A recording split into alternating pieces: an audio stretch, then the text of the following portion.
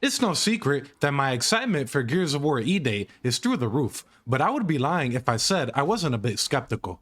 So here are 5 things I think Gears of War E-Day needs in order to be successful.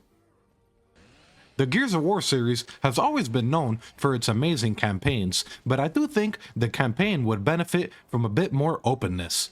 One thing I did like from Gears 5 was the more open zone setting the campaign had, and I think a prequel story would benefit greatly from this, especially in a 4-player cooperative setting.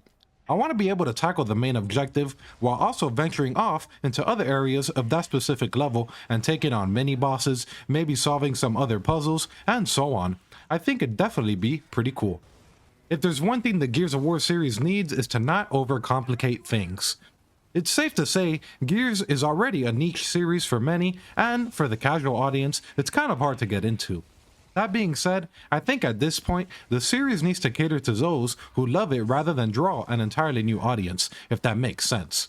Obviously, the goal is to make a game anyone could enjoy, but overcomplicating it and adding unnecessary things is not the answer. The blueprint is already in the original Gears trilogy.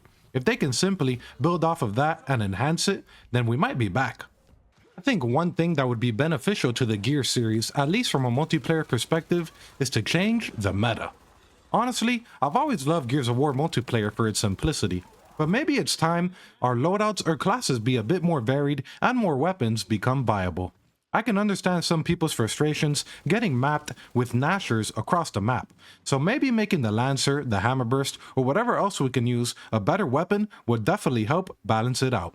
That being said, let's not get too crazy. I'm not asking for Call of Duty here. Let's still keep it simple enough where it still maintains the essence of the series.